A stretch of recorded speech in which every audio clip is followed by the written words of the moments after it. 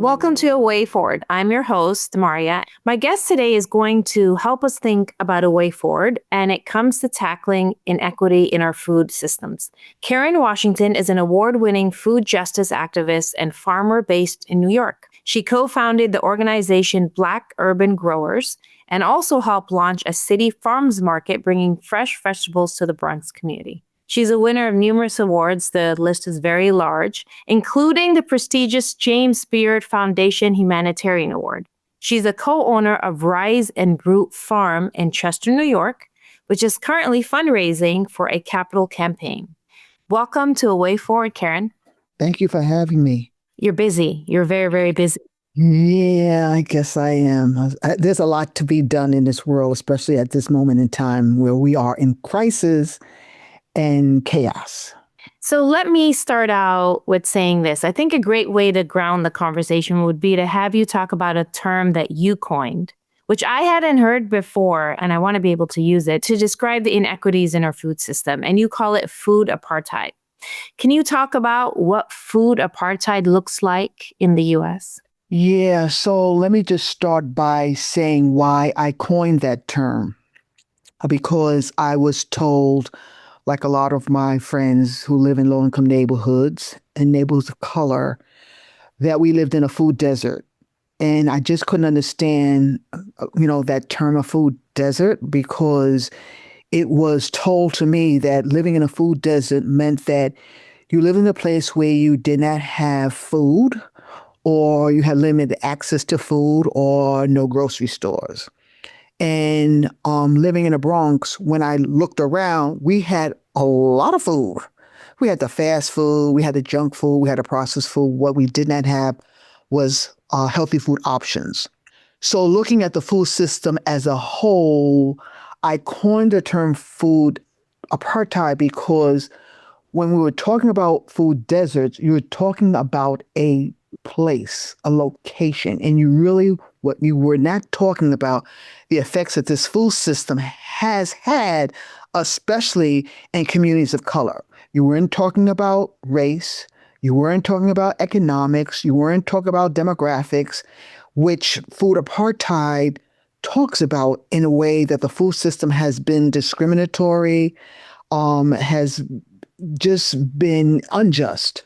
And so by using that term, I wanted people to start tearing down the food system that it's supposed to be fair and just for all, but it's not.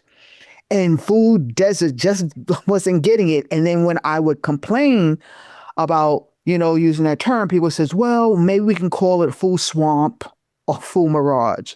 No. And so it forces people, food apartheid forces people to look at the food system with different eyes, to peel it away. And let's talk about race. Let's talk about the fact that is even as a Black farmer, how Black farmers only own 1% of farmland. Black people in general, there's a 14-to-1 wealth gap. If you look at demographics where we live in areas which have been affected by redlining and gentrification. And so these things, if we're going to talk about food justice, then we need to talk about these systems that have been in place that are unjust. So thank you for explaining it that way. And I really like the way you framed it, because deserts, any type of locations that are created by nature are created because they are created that way. Deserts are created a certain way, but the system is what has created the food desert. And so talking about just the creation and not the system that created it is an inaccurate and incomplete way to address the issue. So I really appreciate that. The other thing I'm bothered by is the word that you threw out, swamp, and that it was even suggested because, it's like you're creating a description for a location where people live, thrive, and call home. So food desert without deciding why it's a desert when it shouldn't be a desert, and then calling something a swamp where people live with dignity is very problematic. But it just shows you, which is I think why you are so adamant about it, is how powerful the terms are, the words that we accept let's talk about then food apartheid. And let's talk about farmers. You touched on it a little bit. And I want to talk about farmer insecurity. I know that you talked about white to black, but in general, if we can start out what farmers are dealing with right now, specifically under the current administration policies, and how does that and their condition impact the communities that they serve? Yeah, there was a point in time in the late, I guess, early 20th century where most of our food came from small farms, small family farms. I think it was Earl Butz back in the 1970s who said to the small farmer, get big or get out. And so you saw this increase of industrialized farming that claimed to grow food bigger, better, faster. And as a result, the food has been commodified. We had an influx of money putting in farm subsidies that went to corn. We went from diversity to monocropping. We went from home cooking to fast food eating. And then we got to a point where seasonality, where we were eating fruits and vegetables and meat all year round. That had impact on them. Out of season, out of season. Out of season. So we're at a point, and also our caloric intake increased, a caloric intake which was once plant-based, full of legumes and grains and vegetables, now animal-based. And so our caloric intake has increased from 2,000 calories per capita to over 3,800 calories per capita. So we have an overabundance and overobese population and diet-related diseases. And so as a farmer, where does that put us? We're struggling. The average age of a farmer is 65 years of age. And, to get people into farming, it's hard, especially being a small farmer, because you're up against the conglomerate of industrial farming. And so you have to sort of navigate the system differently. Your client base is totally different, is more in terms of building a relationship, because they have the input, they have their neck on this agricultural system, which is this whole sort of commodified industrial system whereby it's hard for the small farmer to survive without thinking outside the box. And so let's talk about what this new administration has done. So now there's tariffs. So a lot of the industrial farmers were making their money by growing, like soy, for instance, soy and corn, and having that exported to other countries. And so what the tariffs have done is like, well, now outside, countries no longer want to buy from U.S. farmers. Why should they? When they have to pay so much money. So now they're going to places like Brazil and Canada to buy their produce. And so, again, this administration had promised to help the farmers when, in fact, a lot of farmers have lost their livelihood, have lost their land because of what is happening with this new administration. And then it came with SNAP. Small farmers definitely rely on SNAP in terms of being a reimbursement. And so when that happened, again, it took a lot of our resources, especially small farmers, our resources in helping us get paid. And so we're at a point in time whereby the small farmer especially is really suffering. But there is light at the end of the tunnel, and I think we'll talk about it later when it comes to how do we think about getting out of this rut? What is it that we can do? And I think we'll talk about it later when it comes to the dependent on our community. I call it social capital and communal wealth, and thinking about ways that we can now go forward in a way that is more cohesive, that is more intentional, that is more community-based to get us over this new way of attacking a system that was never for us and was never by us. And so now we're learning how to navigate a new set of rules, a new set of way of attacking this food system that's going to benefit not only the farmer, but benefit our community as well. So that's a lot in a nutshell. Thank you. Well, first of all, let me just I want to process this the same way the audience will process it, because I think there's some key points that you put as spokes on the wheel on this issue of what we see as a health crisis in this country. And that is the method of mass industrialization farming, right? Like the function and the process of that. And does it seem to you, like when you think about that process and you think about the smaller farmer, right? The statement is, either you mass produce or you get out.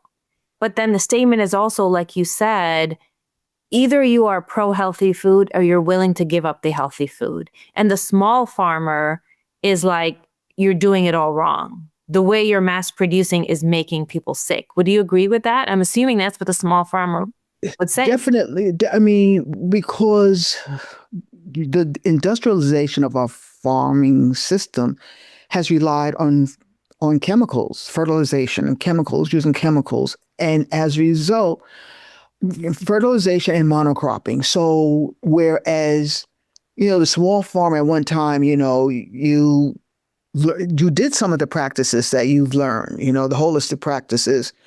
Well, when fertilization came on board as a result of World War II, I think it was World War I, World War II, when they found that, wait a second, the byproduct of war can result in mass producing fertilization. And as a result, you had an influx of chemicals in soil that was able to yet produce vast amount of food, but left the environment and the soil barren.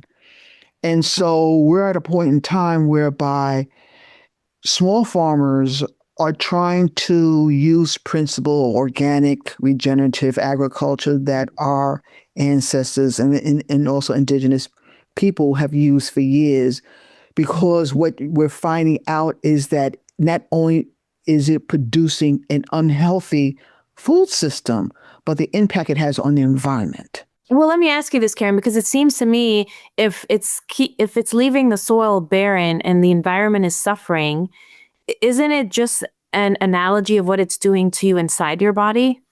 Without a doubt. But we have to make people make that connection. And first of all, when we talk about, say, the term food insecurity, when people talk about food insecurity, people being insecure, food insecure, they don't blame the system, they blame people.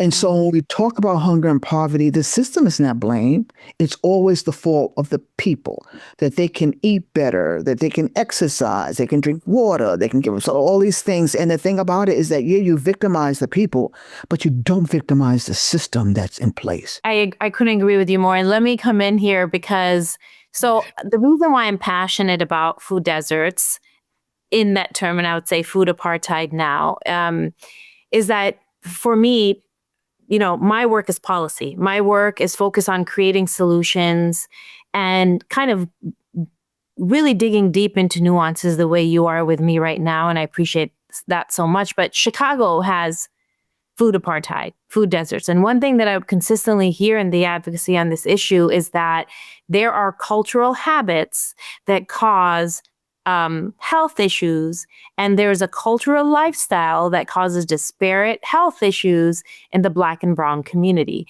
And the reality was, absolutely not. There are no access to fresh food and fresh nutrition, and they're replaced by liquor stores that sell Twinkies for breakfast. And so if you are comparing culture and lifestyle, it's based on the circumstances that are around there that have dramatically changed. And there were no big box grocers or small groceries even that would be willing to go in other than liquor stores to provide food in these areas. And we saw this in Chicago. We've seen this in Michigan as well. But there's been a lot of work then in the last 10 years since then to address this issue. But I remember again and again, we would come back to the same argument that this is an education, cultural lifestyle issue. If we educate people how to eat better, we don't have to discuss the issue of access and the issue of the fact that there are just, deliberate systems designed where these healthy nutrition options are not available. I am so sick and tired of outsiders determining what my lifestyle is, what my culture is, and they perpetuate this negative connotation of what we are about, that it's our fault that we're eating unhealthy. It's our fault that the food that we have, although the type of food that we eat is unhealthy. And the thing about it, if you continue to perpetuate a lie, people tend to believe it. People Yeah, tend to believe it. And so for me, it's like, get out of the way, get us healthy food options. And the thing about it is, it's so hypocritical, is that you want people to eat healthy. Why is it then that healthy food is so expensive? we can challenge that because we can challenge the reality that if you want people to eat healthy, then you would create a system where it would be easy for us to get healthy food. If you don't want people to get healthy, you'll make money off them being sick. So we can challenge that statement to begin with, that you don't want people to get healthy, because once they get healthy, they think better, they kill better, they thrive. They're coming full force in their full body, that God gave them. So I think that in itself is a premise that I would challenge, that we want people to be healthy, because if we did, then we would be able to create systems where we would allow that, right? And one thing I also wanted to say, in Illinois, what we did, I remember when we started the education piece on this, even in that piece, it took time for legislators to understand, for policymakers to understand what the issue was. And then there were community organizations that were doing relationship work, which was really, really good.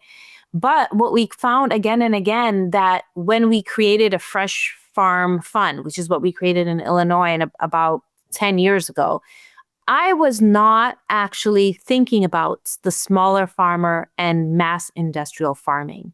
So it's just a very important nuance that we're not seeing, because even if we're addressing food apartheid, pushing out the smaller farmer is not going to work, because that mass production of farming actually can hurt the same population. And the larger, you're basically creating a system that is not healthy at all. So it's just interesting how things change and how you need constant education. The more I speak to you, I realize that we have to talk about systems much more. I know that something you've been thinking about lately is, how do we transfer the education to be not just getting access to fresh food, but just talking about the system completely? So when you talk about the system completely, do you get pushback when, I don't know if this is how it is in New York, so please educate me on this, when there are avenues to have fruit stands in areas where there's food apartheid, or, small corner stores turned into fresh grocery markets? How do you advocate for that, to say, no, no, no, these are just temporary ways to address an issue? What we really need is the larger discussion about uplifting the smaller farmer and letting them have access to a larger group of people and a larger pieces of land that are overtaken by these huge monopolies. Do you get a pushback? Well, no, you have access to fresh food that we're giving you. So do you get that pushback at all, where they don't want to talk about the small farmer at all? And then if you could talk a little bit about the capital campaign and how that ties into communal wealth and bringing the community into this process. Hell to the no. Mhm. No, I don't listen to foolishness like that. You got to be kidding. Mhm. No, no, no, no, no. I remember when COVID hit and the city told us, community gardeners, we have to shut down and close our doors. And a group of us in the Bronx, 15 of our community gardens, said, hell to the no. We're going to continue to open our community gardens and pair with outside organizations, food pantries, and soup kitchens that are able to feed our people. And so now what you're seeing amongst this chaos that is happening, where people have lost their jobs, and for the first time on food pantries and soup kitchens, Yeah, I know. have lost their way, they're confused. And so what I tell people, to slow down, that the chaos and the confusion is intentional. We're now going into a new path of what it means to be community centered. And I say that because people are wondering when I go across the country and I speak, what is it? What can I do now? I don't know. I don't know which way to turn.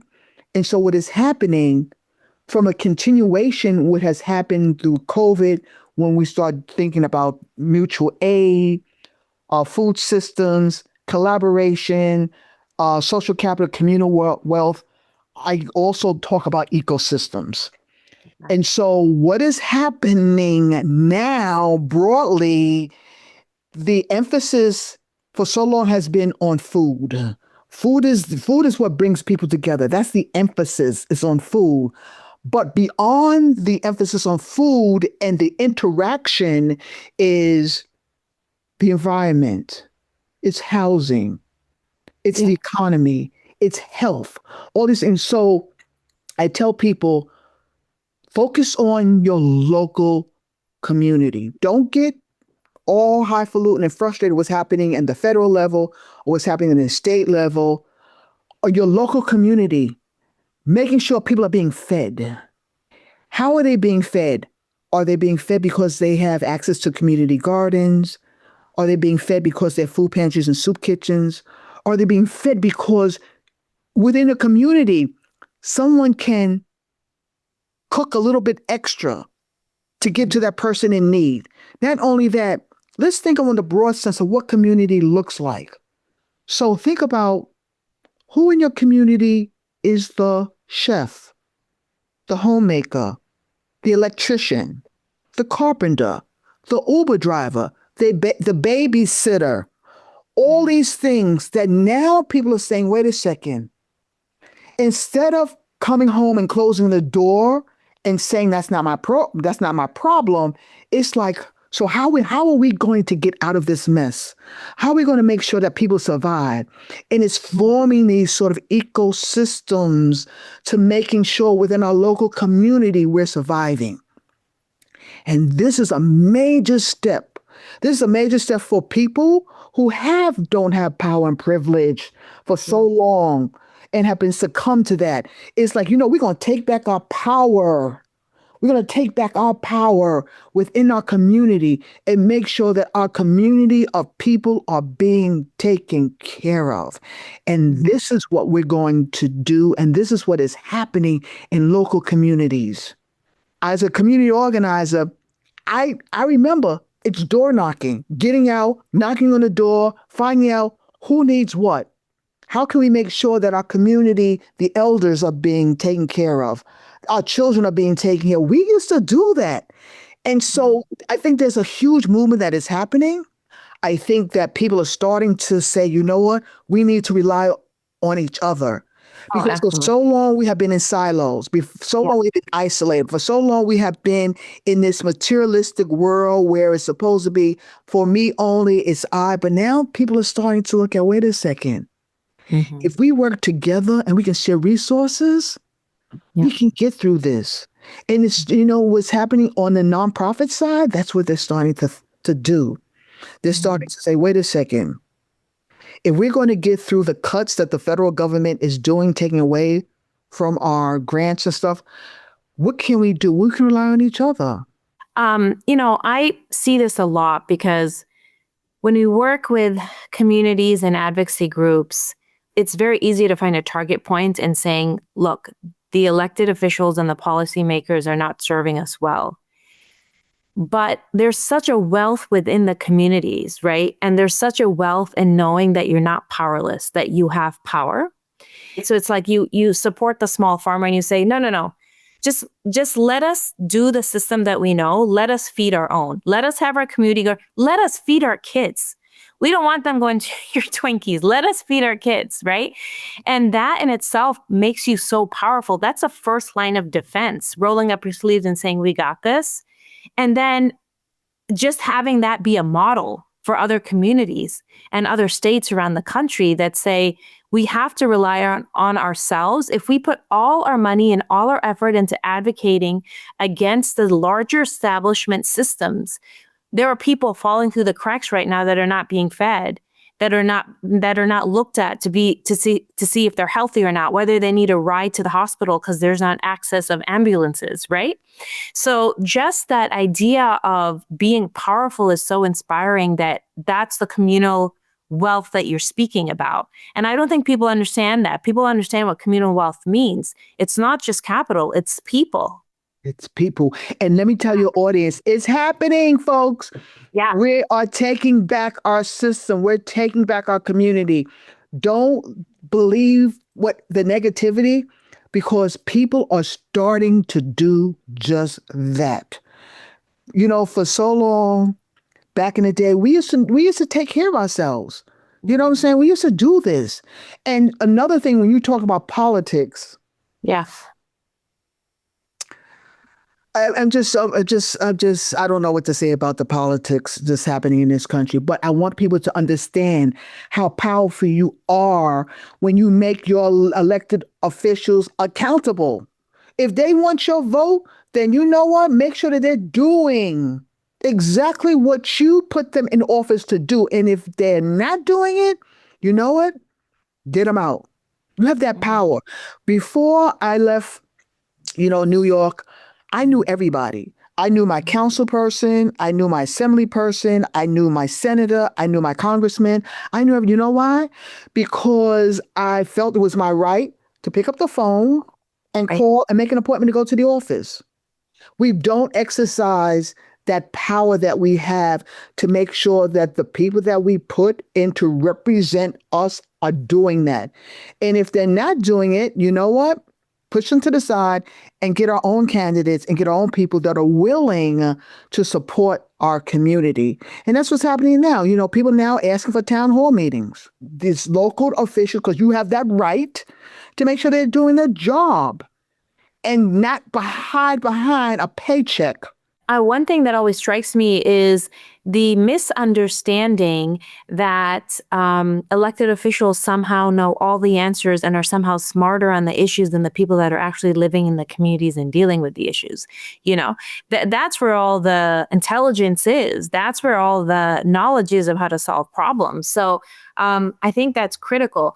I know that there's a capital campaign specifically, and I want to tell the audience about that because I find investing into communal wealth and addressing food apartheid through a capital campaign where people invest in people is so powerful. So please, as I think that is the way forward. That is the way forward. So please let us know, how can we help to move you through your initiative to a way forward on this? Thank you so much. So, Rise and Root Farm is a collective of my three friends. We started from community gardens in New York City, and now we have a 6-acre farm up in the Hudson Valley, and we're trying to raise $100,000 to continue the work that we have been doing in terms of feeding our people. We grow food. We are certified organic. Mm-hmm. We're 4 women. 3 of us are LGBTQ women. 2 of us are Black. And so we've had this connection to our community for the longest. And now we want to sort of be able to raise money so we can pay our employees better and also to provide new programming, which is really, really essential. And having people come up and visit the farm and learn about growing food and see the relationship to food and health. And so, so if you can support and donate to Rise and Root Farm, that would be great. We're up in the Hudson Valley, and I guess you'll share our website. We'll have a link on this conversation. And I just want to thank you, Karen, because, it's one thing to see a situation. It's one thing to identify an issue and then talk about it amongst your community. It's quite a different thing to say, here's a way out, and remind people that they're powerful. So I want to thank you. I appreciate you for you playing your role in it and not passing the buck. Thank you for having me.